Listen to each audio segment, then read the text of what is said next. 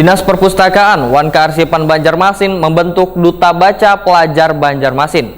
Pemilihan Duta Baca ini melalui proses panjang serta penilaian dari Dewan Juri yang sangat ketat. Keterlibatan Duta Baca Pelajar Banjarmasin ini akan turut membantu merealisasikan berbagai program yang ada di Dinas Perpustakaan Wan Kearsipan Banjarmasin.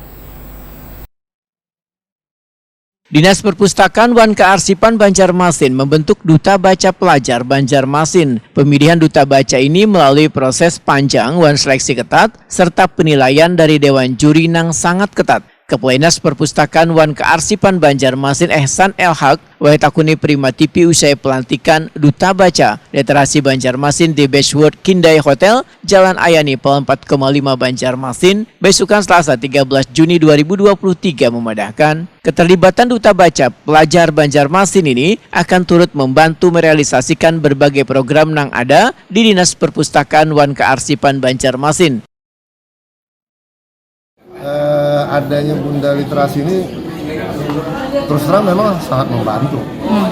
Jadi beliau sebagai seorang tokoh, dibantu nanti anak-anak yang gabung di dalam Akademi Literasi tadi, yang dari Duta Baca itu. Nah, ini yang nanti akan melakukan kegiatan-kegiatan di lapangan. Nah, kita kan di dinas terbatas ya, gerak langkahnya. Nah, dibantu anak-anak muda, 10 orang, dipimpin oleh Bunda Literasi. Nanti tugasnya adalah bagaimana mempromosikan, mengedukasi masyarakat tentang literasi. Nah, literasi kan bukan hanya soal kemampuan baca menulis, tetapi bagaimana kemampuan masyarakat itu untuk mendidik dirinya atau keluarganya memahami tentang melihat dunia ini.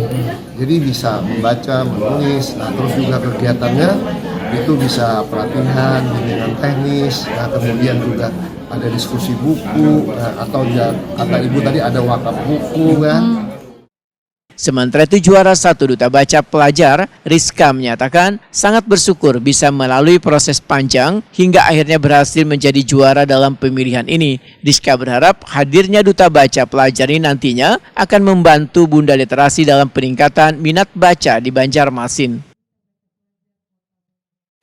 Senang sekali berkat banyak dukungan dari pihak-pihak sekolah, keluarga, teman-teman di sini juga sangat mendukung. Jadi alhamdulillah saya merasa senang sekali karena sudah tercapai di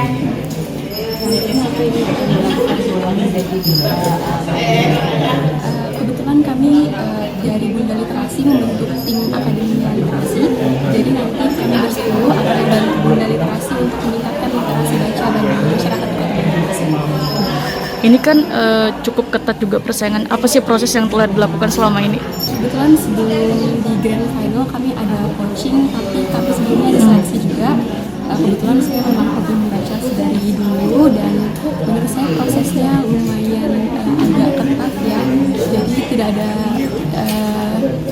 hal yang perlu saya persiapkan karena memang sudah sangat sering mengikuti lomba-lomba juga.